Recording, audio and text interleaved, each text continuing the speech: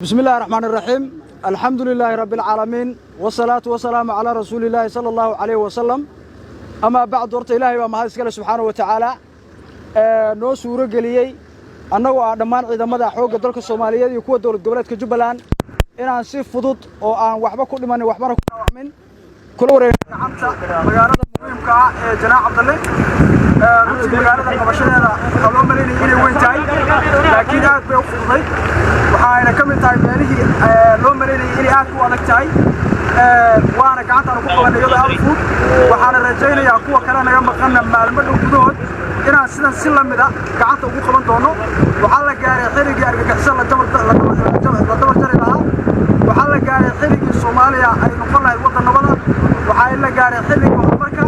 وحلا جاري حريق وحبرشة وحلا جاري حريق عافمات إياها إيا حطها تلك نجارسينها وحلا جاري حريق الصومالية بسرعة والله runtii waayaan Jubbaland dadku waxay dhahayeen waa fadhiyaan maxaa ku dhacay waxaan rabaa inaan u sheegno annagu waa dhaqaaqnay mar istaagi doonto insha Allah taala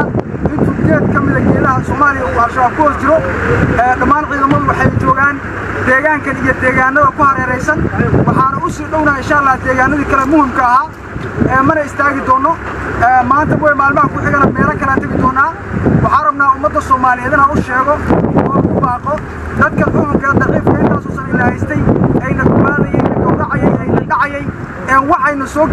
soo tareen musan jirin waqtigooda ku dhamaaday waddanka oo dhan baa laga xoreynayaa Jubbalandna waa xilliga ay iska xoreyn lahayd geeriyada ka kici lahayd gabdhaha iyo wiilasha iyo odayaasha iyo qof kasta oo deegaanada ku nool waxaan ku codsanaynaa inuu garabka naga istaago si uu isagu u noolaado si uu isagu horumar u helo si caruurtiisu waxbarasho u hesho waddankana si uu nabad u noqdo adigoo xor ah insha Allah taala maalmaha soo socda waxaa halka soo gaari doona caafimaad baa soo gaari doona biyaha soo gaari doona waxbarasho soo gaari doonta raashin baa soo gaari doona dadku nolosha madow ay ku jiraan way ka baxayaan iftiin bay gali doonaan magaalada wadaleer baa laga dhigi doonaa ganacsigeedu kor buu u kici doonaa إن شاء الله تعالى مقالويك كلا أساس أوكل دونا إذا ما هو حياته كسويين دمان تيجانا كوهر الناس المقالة وهاي كم تاي سويا وهاي كم تاي يقطمين وهاي كم تاي قدس وهاي كم تاي نبكوس دمان يكجرا وبيد يكسينوين إن شاء الله تعالى مع الماء صار صعدنا وحنتجد ونا بوالي يجرب كل برجلنا شعب كصومالينا وحنقصنا على وجوهنا نعيش وكون هدينا دافعنا هالمركين ينبدأ كربوك عيسى أنا ودستانو Jubbaland